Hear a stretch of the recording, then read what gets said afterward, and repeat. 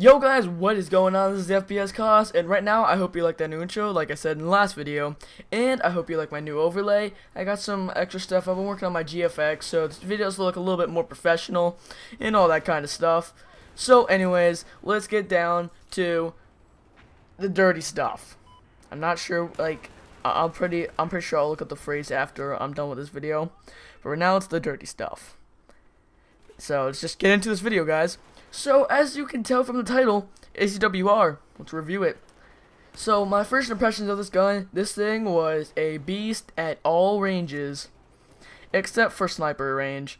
But that's just because, you know guys, it's an all-kit weapon, so all-kit weapons are normally supposed to be useful at, like, some sort of medium, like, close to medium range, depending on what gun it is.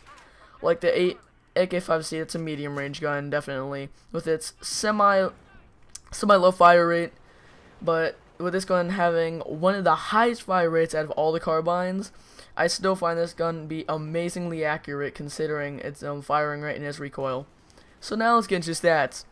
For maximum damage, it has 25, which is average for many guns in this game. It has a really fast damage output considering its fire rate, which I'll be releasing that information to you guys in a little bit. And its minimum damage is 15.4, which is, once again, pretty average. And from what I've found is that a lot of commentators do not actually put the .4 in there, which is something that gets me very irritated because I see this stats and I'm like, guys, you need to include those decimals because that can really change somebody's mind. Because somebody might think, oh, like, these guns, I looked at the stats on these guns, and, these do 15.4, not 15. Well, so, like, they might be missing out on on the guns that they should be using, because they think the minimum damage is too low, and they can get a faster time to kill with other guns, such as engineer weapons, even though I've not gotten to look at any stats for engineer weapons, so I am not sure if they have a 15.4 minimum. So anyways, its damage drop-off starts at 8 meters and it ends at 50 meters. This is very average for most carbines. So, yeah. Now, for its fire rate, this is the part that, like, made me kind of iffy on it because this is a raised fire rate from its predecessor in Battlefield 3. It has 880 rounds per minute, which is extremely fast. And, I mean, this is insane for, like, the guns in this game. Because a lot of guns I found have a lower fire rate, and that's why I'm very picky on the guns I use in this game. So when I'm reviewing these carbines, if like some of the gameplay is not that good, that is because I am either not that good with the carbine, or just the gun, the object or thing I'm reviewing in particular, or it's just that the fire rate is just too low for me to use. Cough, cough, AKU12. Okay, anyways. I know what you can say. What about Ace-52? Well, Ace-52 is a high damage, so it compensates for that. It has a muzzle velocity of 500, which is, from what I've actually looked up, there's no average muzzle velocity for any of the guns in this game, so I'm not gonna say average forever. It's just that's a very decent muzzle velocity considering it's a carbine rifle.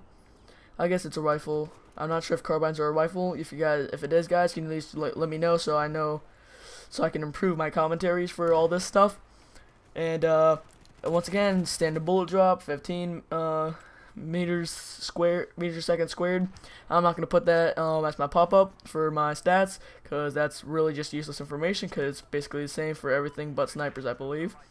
And so now for your mag, you have 31 bullets with the one being one in the chamber. So if you have an empty reload, you have a 1.83 second reload, which is just 0.02 faster than the M416. So that's just a little bit plus because it reloads faster. So I do believe it's the second fastest reloading gun in the entire game, but when I consider reload times, I don't consider pistols or secondaries because those are those are supposed to be close quarters, so they're supposed to be fast. I'm just saying primaries. So It has the second fastest reloading primary gun in this game. And for its empty reload, it has a 2.37 second empty reload, which is still faster than many guns in this game. So that gives me another plus right there. So now for its recoil, it has a .38 up recoil, which is a little bit between the moderate and strong side. If you have .4 or a bit higher, then that's considered a strong upwards recoil. And then for its leftward pull, you have a .4, so it's a strong leftward pull. And then for its right pull, it has a .3, which after playing with this for about, I don't know, I've unlocked the gun before I did the reviews, but I played with it a lot because I loved it in BF3, and I can say the same for it in BF4. It's an amazing gun. And the recoil, I'd expect it to be a lot stronger. Like, I thought it had low recoil in this game, because like when I used it, I felt like I had really low recoil and it was really good. But then when I looked at the stats, I'm like, what? There's no way this kid, like, how does that even work? Like, when I used it, it felt like it had such a low recoil. Well, I guess it's either evened out or there's my attachments that help me kind of even out the recoil right there.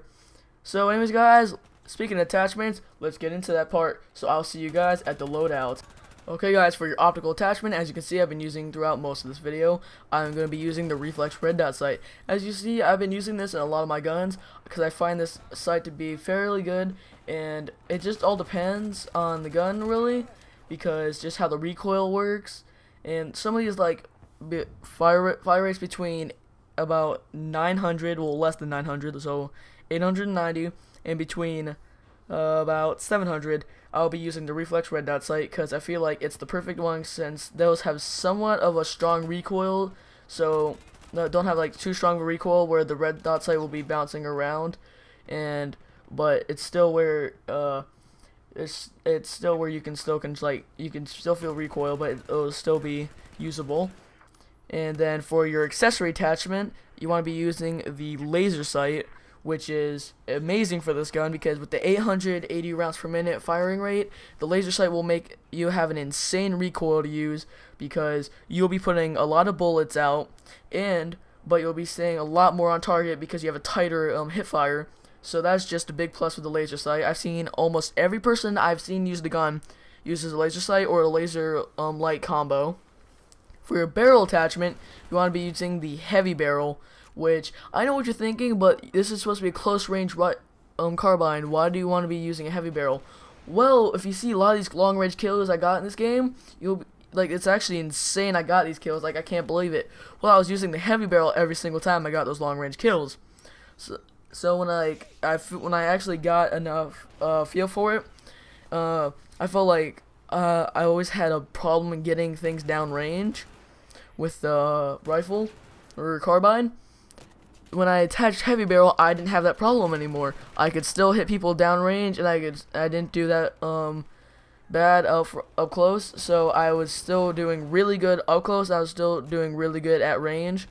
I couldn't really compete with some of those longer range assault rifles or engineer guns, such as the lower fire rate ones, like the UMP 45. Like that thing destroys. But that I can't explain it because I don't know the stats right now, but that thing destroys. And then finally, for your under barrel attachment, you want to be using the ergo grip. What it does is when you're moving, you get a 50% decrease in your hip spread while in movement. So you have a 50% tighter spread. I guess I could have said it that way. So you'll be a lot more accurate while you're moving with you have the ergo grip. So that's really good. So first of all, while hip firing on the move, you can still maintain a pretty good accuracy. And then also, while you're moving, your spread will not be as large. So that's another plus with that. So that's really it for today, guys. Thank you guys for watching. Click that like button if you enjoyed. Subscribe if you're new. And if you guys want to see when I'm live streaming or just want to see when a new video comes out, follow me on Twitter. And I'll post it there whenever I'm done uploading it or just start streaming. So anyways, guys, I will catch you later. Have a nice day and goodbye.